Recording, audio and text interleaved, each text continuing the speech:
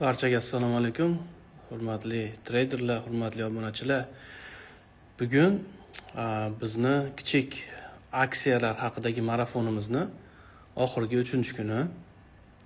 Bugun sizlar bilan gaplashadigan mavzumiz risk management, ya'ni aksiyalarga, stoklarga qanday qilib risk management tuzish kerak, qanaqa qilib upravlение kapital qilish kerak. Bugun shu haqida gaplashamiz.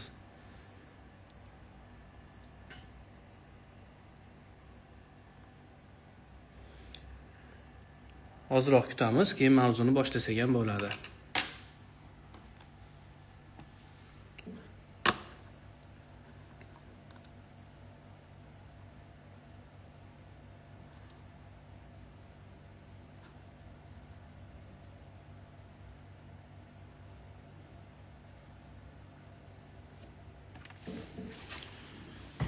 Efir saqlanib bo'ladi, menimcha boshlasak ham bo'laveradi. Nima deysizlar? Xo'sh, bilasizlarmi nima?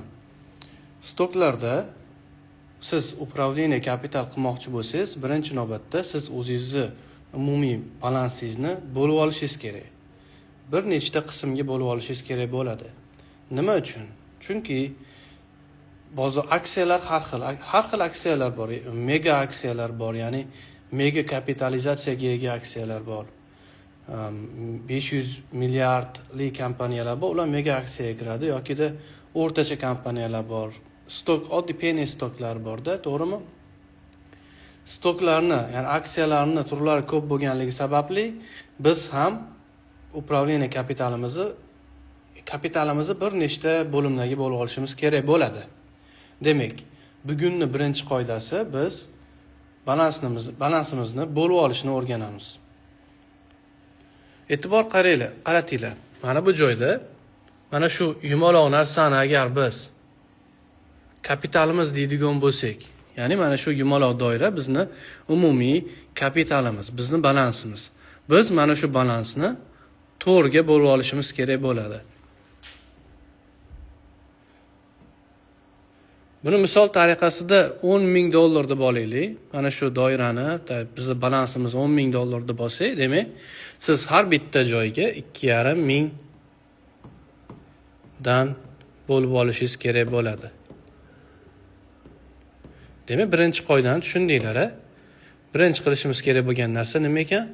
Balansimizni 4 ga bo'lib olish kerak ekan. Bu summa kimdadir misol $1,000 bo'lishi mumkin, kimdadir $5,000, kimdadir $10,000, kimdadir $50,000 bo'lishi mumkin. Farqi yo'q. Balans mana shunaqa bo'lib olinishi kerak baribir 4 ga. Xo'p, endi bu 4 ga bo'lib olganimizdan keyin har bitta qism, har bitta bo'lim o'zini qiladigan ishi bo'ladi. Ya'ni bu bo'limni o'zini qiladigan ishi bor, bu bo'limni o'zini qiladigan ishi, bunisini o'zini investitsiya qilinishi kerak bo'lgan tomonlari bo'ladi. Birinchisiga nima qilamiz? Birinchi qism kapitalga yoniga 1 qilib qo'yamiz, tushunarli bo'ladi. Bu 2, mana bu 3, mana bunisi 4. Demak, bizda 4 ta qism bor. Birinchi qismda nima qilish kerak? Birinchi ajratib olingan $2,500 da nima qilish kerak bo'ladi? Bu $2,500 bilan siz faqatgina misol day trade qilishingiz mumkin. Ya'ni bu $2,500 faqatgina kun ichidagi savdolar uchun. Bularga o'tishimizdan oldin buni yaxshi tushuntirishim kerak, что demak, mana bu qism summa bilan siz faqat day trade qilishingiz mumkin. Ya'ni Amerika sessiyasi kiradi. Siz sessiyani ichida ma'lum bir bitimlarni amalga oshirasiz va shu bitimlarni amalga oshirganingiz Amerika sessiyasi yopilguncha siz ham bitimni yopishingiz kerak bo'ladi. Bu demak, bu qism day trade uchun. Tushunarlimi? Bu qism day trade uchun. Risk qanaqa bo'ladi? Har bitta bitimga siz 2-5% qilishingiz kerak. Maksimalni 5%. Shaxsan men o'zim 2-3% qilaman. 5% bu juda ham maksimalni borsa. Endi siz aytishingiz mumkin, misol siz umumiy $2,500 ni 2% ni risk qilyapsiz-da day trade qilish uchun. Endi tasavvur qiling. O'sha 2% agar siz sotib olgan aksiya 100% yurib bersa, gina mana bu 1 ga 1 dohod ko'rasiz. Tushunyapsizmi? Lekin siz bir kunning ichida bunaqa bitimlardan 5 talab, 10 talab qilishingiz mumkin-da. Shuni hisobiga umumiy kunlik dohodingiz kerak bo'lsa 0,2 yokida maksimum 0,3% ga borsa hamchi, siz oylik dohodni 5-10% ga yetkazib qo'yishingiz mumkin bo'ladi. Aynan mana shu uslub bilan, ya'ni har bitta aksiyaga 2-5% gacha risk qilib, 0,2-0,3 maksimum olib chiqib ketilsa, bu day trade'ni men sizlarga hozir day trade bo'yicha bitta tizim o'rgatmoqchiman. Biz kecha esinglarda bo'lsa, o'rta uzoq muddat ishlash uchun qanaqa filtr qilishni o'rgangandik. Lekin men hozir day trade haqida gapirdim, to'g'rimi? Day trade ga 2-5% qilinish kerak deyapman-da. Hozir oranglarda kimdir so'rashi mumkin, qanaqa tizimdan foydalanamiz deyishi mumkin. Mana bu foizlarga e'tibor beringlar. 2-5%. Nimaga juda ham kam foiz? Sababi oddiy.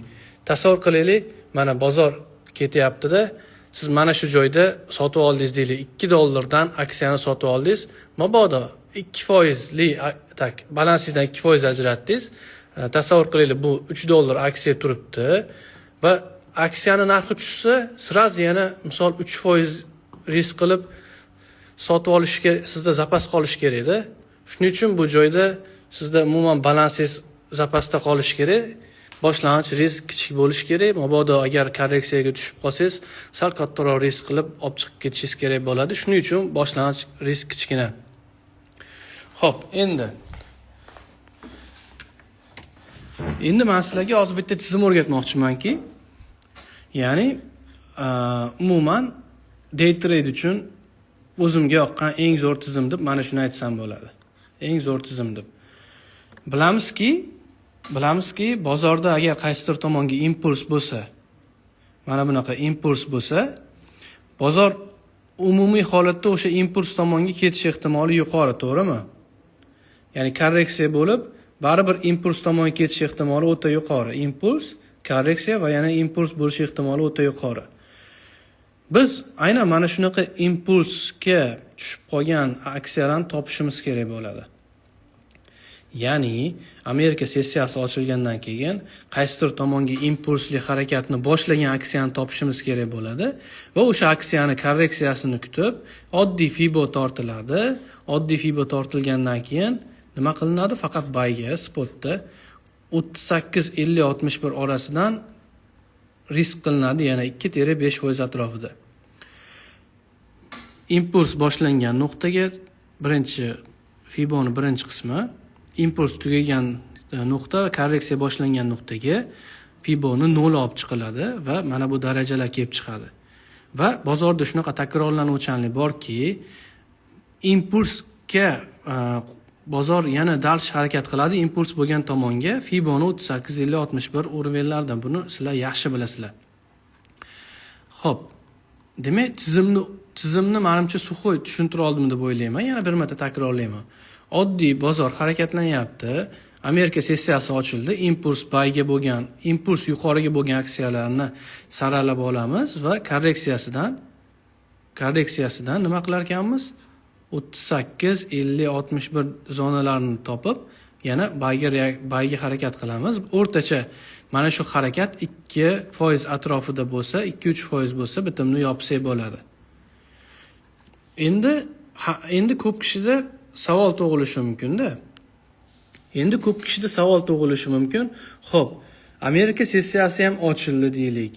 Xo'p, biz tizimni ham tushunib oldik deylik. Ya'ni impuls bo'lgan tomonga 38-50-61 dan yana impuls davom etar ekan. Lekin savol, qanaqa qilib mana shu impuls bo'lgan aksiyalarni saralab ola olamiz? Bilamizki, 1000 ga yaqin aksiya bor misolda. Aynan o'sha bizga kerakli aksiyalarni qanaqa qilib saralab olamiz? Bu narsa uchun bizga albatta qaysi platforma? Men sizlarga kecha ko'rsatgandim, kimning esida? O'sha platformaga kirib olamiz va men sizlarga bugun yangi bitta sxema o'rgatmoqchiman. Ya'ni mana kirdinglar, Finvizga kirdinglar, Screenerga kirdinglar. Kecha biz nima haqida gaplashdik?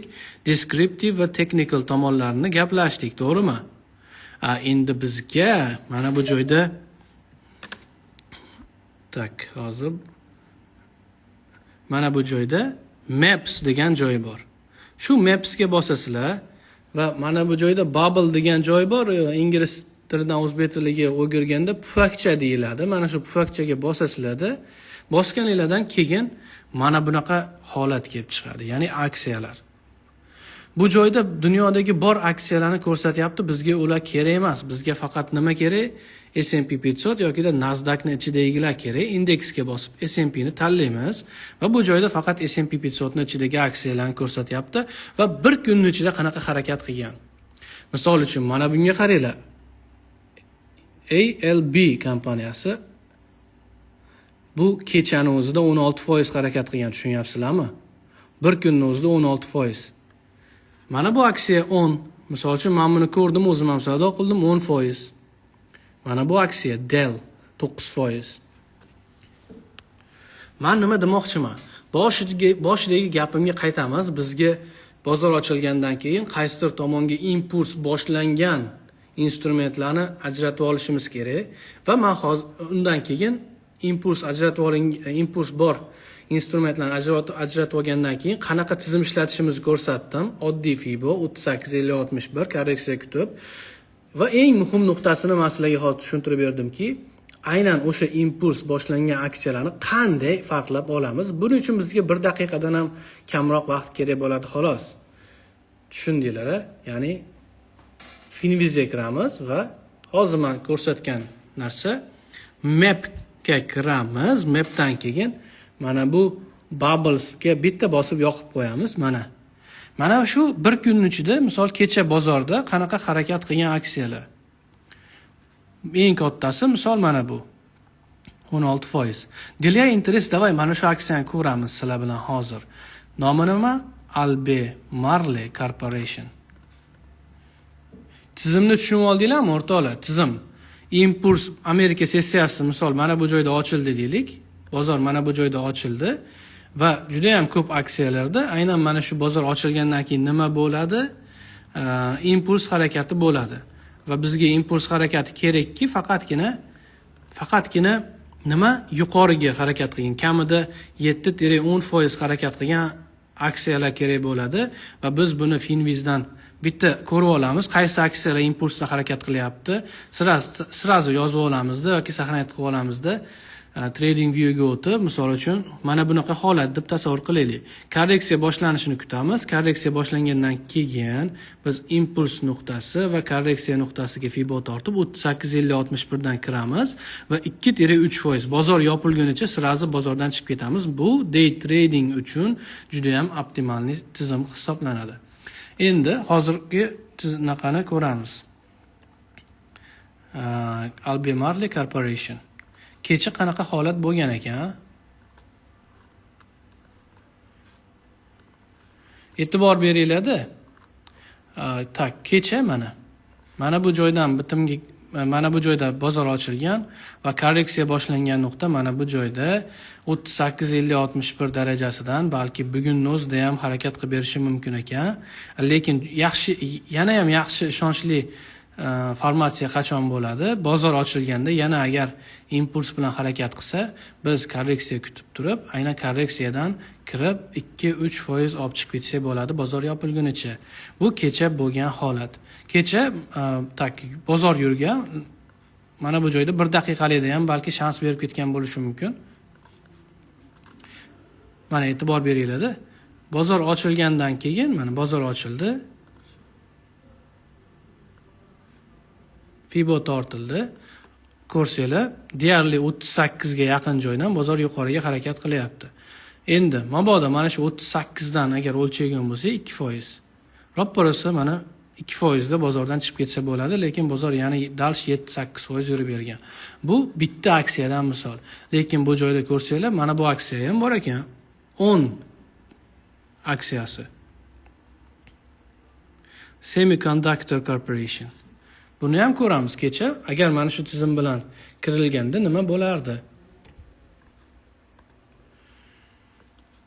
Mana uni qaranglar. Men bunda o'zim savdo qilganman. 1 daqiqalikda men kutdim, shu korreksiya boshlanishini, korreksiyadan keyin bozorga kirilgan. Va 1-2% atrofida chiqib ketsa bo'lgan. Bu bo'lsa bu kechagi holat. Bu avval kungi, o'tgan kungi holat, bu kechagi holat. Pre-marketda bozor o'zini juda ham yaxshi his qilmayapti ekan, menimcha ko'rdinglar. Lekin bugun bozor ochilgandan keyin nima qilsa bo'ladi? Yana kutib, bozor yuqoriga ketishini, bozor impulsdan keyin yana dalshi korreksiyani ushlab olsa bo'ladi, 1-2% olib chiqib ketsa bo'ladi. Bu day trading uchun bitta tizimida o'rtoqlar. Ya'ni day trading uchun bitta oddiy tizim.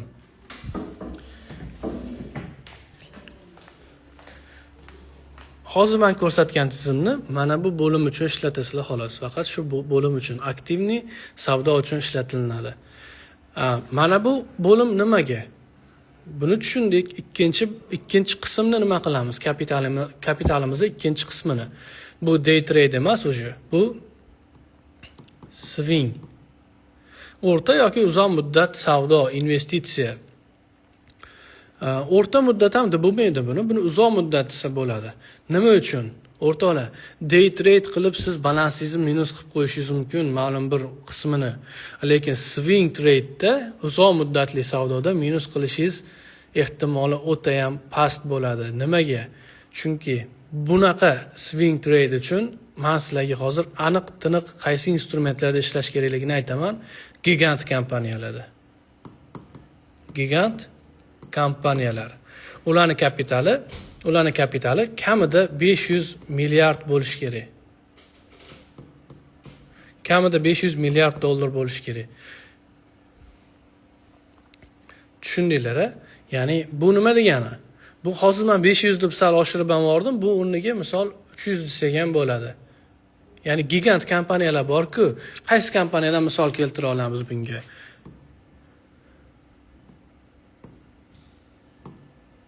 Amazon kompaniyasi, Tesla, Google yoki Meta. Mana shunaqa gigant kompaniyalar bor-ku, faqat mana shu qismda bularga investitsiya kiritib qo'yamiz. Apple, to'g'rimi? Apple. Gigant kompaniyalarni mana bunda sotib olamiz. Nimaga o'rtoqlar? Chunki bular faqat bayga ketadi. Uzoq muddatda faqatgina bayda yuradi.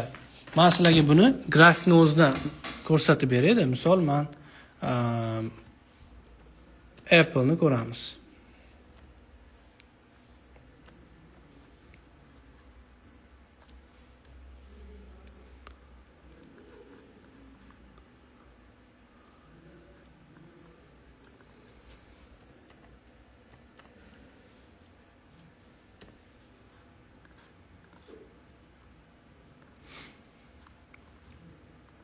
Qaranglar.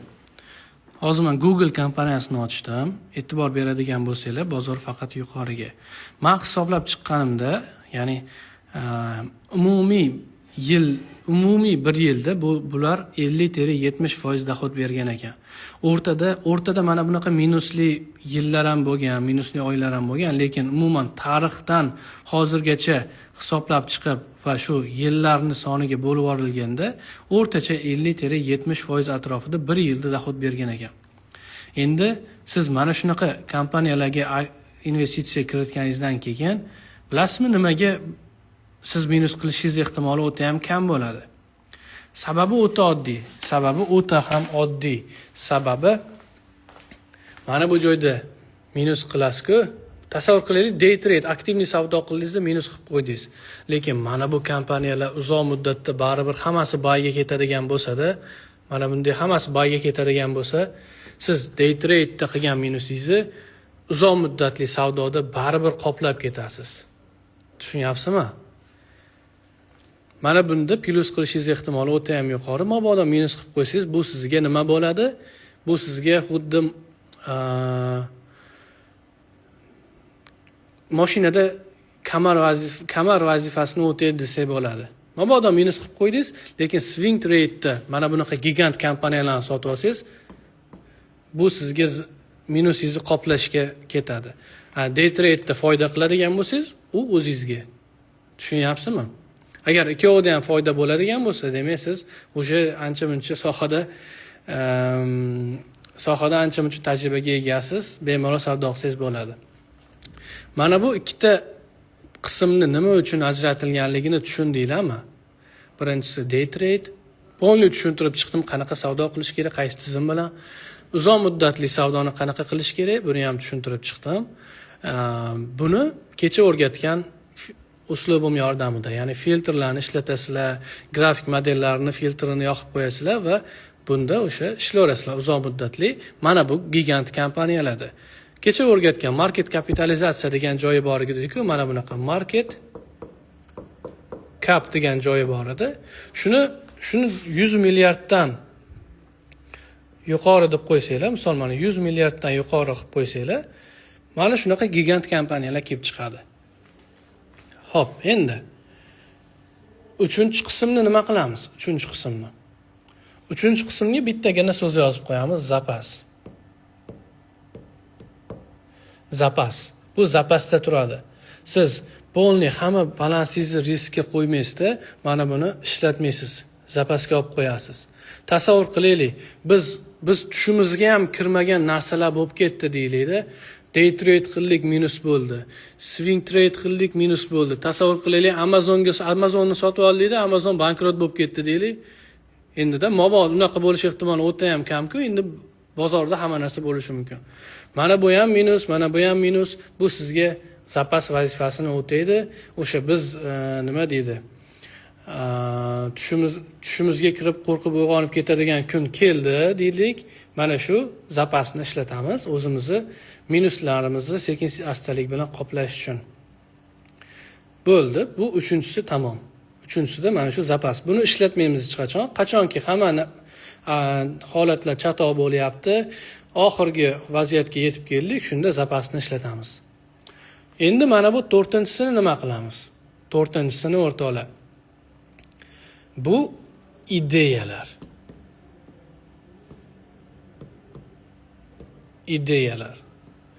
Mana bu day trade'da siz o'zingizni ideyalaringiz bilan savdo qilasiz. Swing trade'da o'zingizni ideyalaringiz bilan savdo qilasiz.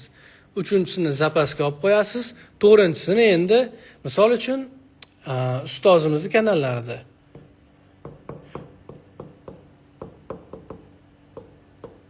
Aziz Xalikovning Telegram kanallarida misol aksiyalar, to'g'rimi? Mana shularga risk qilsangiz bo'ladi. Ya'ni har bitta aksiyaga 2-5% dan risk qilib borsangiz bo'ladi. Bunda faqat o'zingiz ideyangiz emas, misol o'zingizdan ko'ra tajribasi ko'proq bo'lgan treyderlarning ideyalarini qo'shib ishlatsangiz bo'ladi. Misol uchun Aziz Xalikov yoki o'zimizning Instagramda, kompaniyaning Instagramida berilgan ideyalar, o'zingiz ishongan treyderlarning ideyalarini mana bu qismda ishlatsangiz bo'ladi. To'rtinchisida. Swing trade'ga men riskini aytib ketish esimdan chiqibdi. Uzoq muddatli savdo bo'lganligi uchun men tepasiga yozaman. Mana har bitta bitimga 5-10% dan. Mana swing trade'da riski mana shunaqa, ideyalarda riski 2-5%, swing trade'da har bitta bitimga 2-5%. Tizimini tushuntirdim. Buni kecha tushuntirganman. Ideyalarni o'zingizlar bilasizlar. Ko'rsatilib boryapti misol uchun.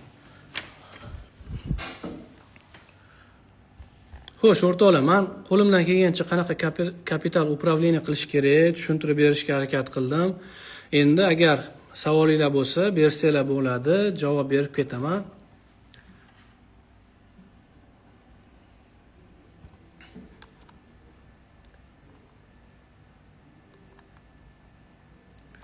Misol uchun o'rtoqlar, bitta ideyam borda mana, juda ham gigant kompaniya deya olmayman-ku, lekin uzoq muddatga bitta ideyam bor. Buni qaysiga kiritsa bo'ladi? Ikkinchi qismga, ya'ni swing investitsiyalar bo'limiga kiritsa bo'ladi. Mana. Roblox kompaniyasi kapitalizatsiyasi hozirda 42 milliard dollar. Juda ham gigant kompaniya emas, aytib o'tdim, lekin yuqoriga ketishga yaqin turibdi. Misol haftalik, kunlik time frame'da liniyani buzib qo'ygan. bunaqa payti misol biz 5 balansimizni 5-10%ga sotib olsak bo'ladi va bu bitimni ikkinchi qism, ya'ni swing investitsiyalar bo'limiga kiritsak bo'ladi. Misol bu sizlarga o'sha life investitsiya taklifi yokida umuman ideyasini berib ketdim. Albatta har kimning riski o'zini bo'ynida. Misol istasangiz risk qiling, istasangiz qilmang, lekin har bitta odamning riski o'zini bo'ynida. Albatta zaps qoladi, o'rtoqlar 1-2 kundan keyin 3 ta seminar darsni ham hammasini zaps qo'yiladi Telegram kanalga, xavotir olmanglar.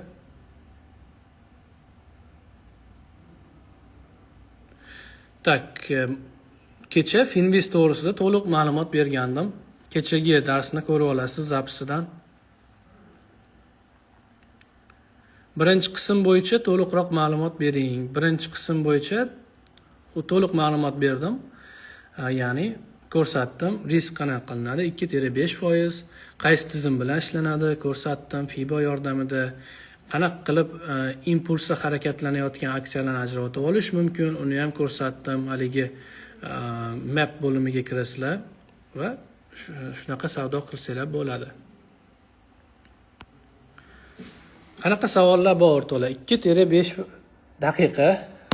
2 daqiqalar biz savollar haqida gaplashamiz. Undan keyin efirni tugatsak ham bo'ladi.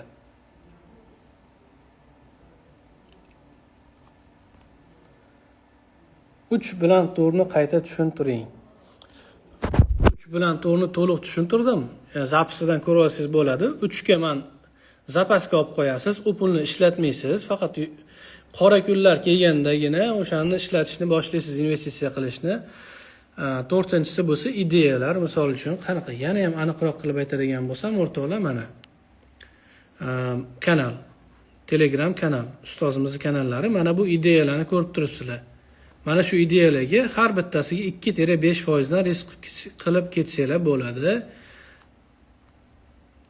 Ustozimiz berib turgan ideyalariga misol mana shunaqa 2-5% risk qilib ketsanglar bo'ladi. Bu 4-chi qismga qilasizlar.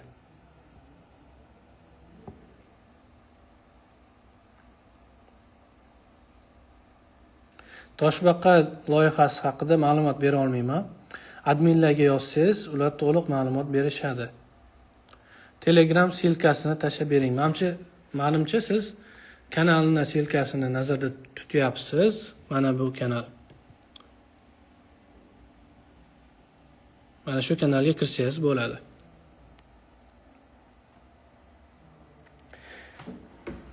Tak, ustozni berib turgan ideyalari uzoq muddatlimi? Ichida qisqa muddatlilar ham bor, day trade'lar, o'rta uzoq muddatlilari ham bor, hammasi mix har xil. Tak, $1000 ga 10% dan 10 ta aksiyada savdo qilsak bo'ladimi?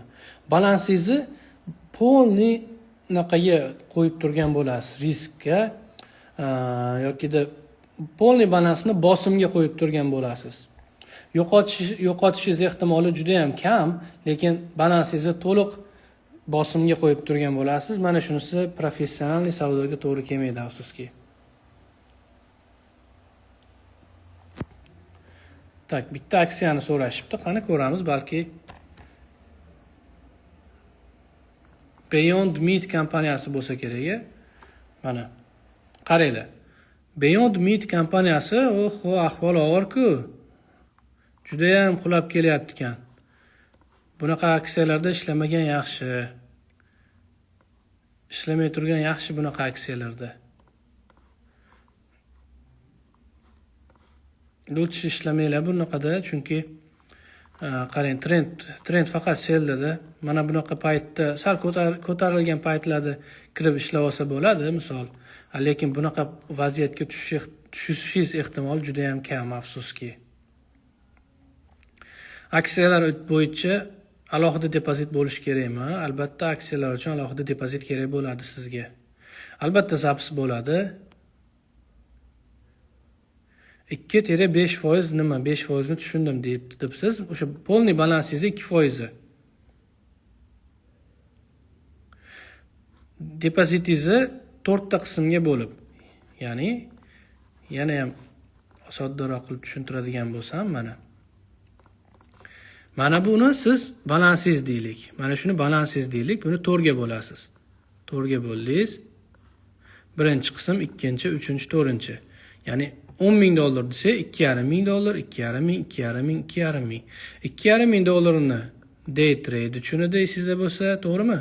Day trade uchun 2,5 yana boshqa ikkinchi qismini bo'lsa swing trade uchun, bunisi zapas edi va bunisi nima bo'ldi? Ideyalar. Ya'ni o'sha Telegram kanalda kelgan ideyalar. Mana shunaqa bo'lib olishingiz kerak bo'ladi. Savol berishingiz mumkin-da, o'zi bunaqa bo'lib olishni mantig'i, ma'nosi nimada deyishingiz mumkin. Ya'ni balansiz yo'q bo'lib ketmaydi-da. Hech bo'lmasa 0 da turadi-da balansiz. O'zi eng muhim narsa ham shu-ku. Hech bo'lmasa 0 ga olib chiqa olasiz mana shu matematika bilan. Hech bo'lmasa 0 ga. Day trade'da minus qilib qo'ysangiz, swing trade bilan qoplab ketasiz. Tasavvur qilaylik, day trade bilan swing trade minus bo'ldi. Telegramda yoki Instagramda biz berib turgan ideyalar, ustozimiz berib turgan ideyalari bilan minuslaringizni qoplab ketasiz. Tushunyapsizmi? Bitta qism yiqilib qolsa, ikkinchi qism ko'tarib turadi-da. Aynan mana shuning uchun kerak matematika.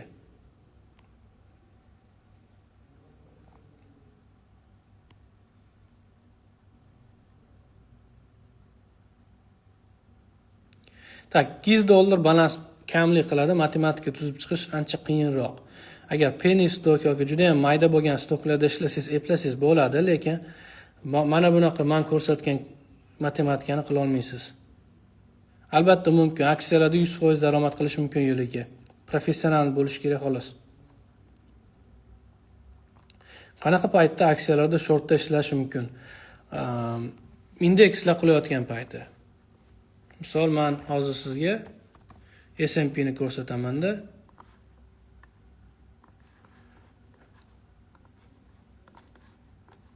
Misol uchun mana qarang. Mana bu joyda S&P 500. Mana shu qachon mana bunaqa holatga tushib qolsa, ya'ni qulaydigan holat bo'ladi-yu. Mana shunaqa qachon juda ham katta harakat bo'lsa, o'shanda siz nima qilsangiz bo'ladi? Aksiyalarga shortga o'tsangiz bo'ladi, futuresga. Mana shunaqa harakat yana bo'lishi mumkin. Yana ozroq ko'tarilgandan keyin mana shunaqa harakat bo'lishi mumkin. O'shanda aksiyalarda faqat shortga ishlasangiz bo'ladi. Men faqat aksiyalarda ishlayman. Forexga kamdan kam bitim qilaman. Misol bittagina bitim qildim. Kecha o'quvchilar bilan streamda qildik bitim. Euro kanadskida foydani oldik, take profit oldik. Lekin o'zim asosan faqat aksiyalarda savdo qilaman.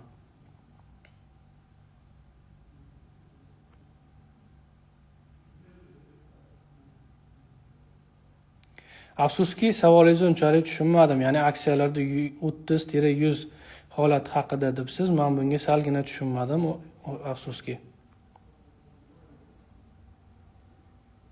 Aksiyada $100 bilan ishlash mumkinmi va qaysi brokerda? Broker Amana savdo platformasi, o'zim shuni ishlataman, lekin afsuski ba'zi bir instrumentlar chiqmaydi, lekin so'rasangiz ular berishadi. $100 bilan ishlasa bo'ladi. Juda mayda stoklarda ishlashingiz kerak bo'ladi. Zapslarni Telegram kanalida qo'yiladi. Ya'ni AskCapital'ni Telegram kanalida.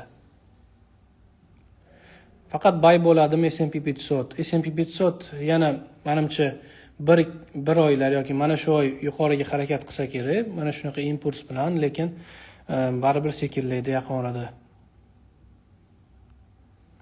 Short pozitsiyalarni MetaTrader'da yo'q, MetaTrader'da savdo qilmang aksiyalarda. Qaysi broker? Amana brokerida.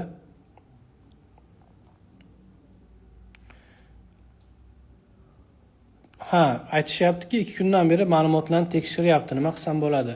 2 kundan beri tekshirib turgan bo'lsa, demak, nimadir neto, chunki menga bir necha soatlarda qilib berishgandi. Mana shu bolaga yozing, Telegramdan mana. Amana Malik. Mana shu bolaga yozing. Shu bolaga Telegramdan yozsangiz, muammoni tushuntirsangiz, bular hal qilib berishadi. Tillarni spotda sotib olsa bo'ladimi? Tillarda ishlamayman, afsuski, ma'lumotim yo'q. Ha, narxlari juda ham past bo'lgan aksiyalar mayda stoklar deyiladi. Amanada kompyuterda menda ham xatolik bo'lgandi, lekin to'g'irlanib ketdi, o'z-o'zidan to'g'irlanib ketdi. Brauzerni boshqa qilib ko'ring, ishlab ketish ehtimoli yuqori. Penny stokda ishlasa bo'ladimi? Penny stok bu juda ham mayda stoklar hisoblanadi.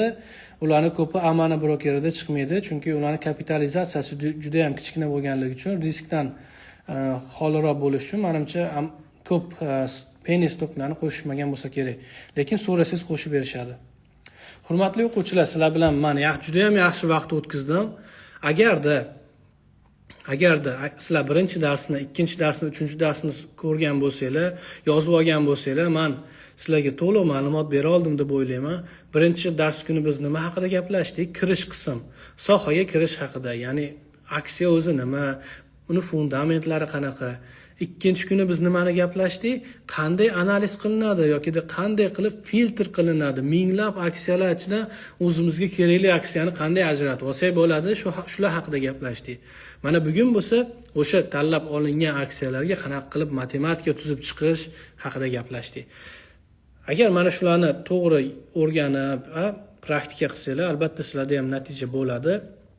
Savollar bo'lsa yoki takliflar bo'lsa yozsanglar bo'ladi, sizlarga foydam tegdi deb o'ylayman. Agarda hozir menga bitta ideya kelib qoldi.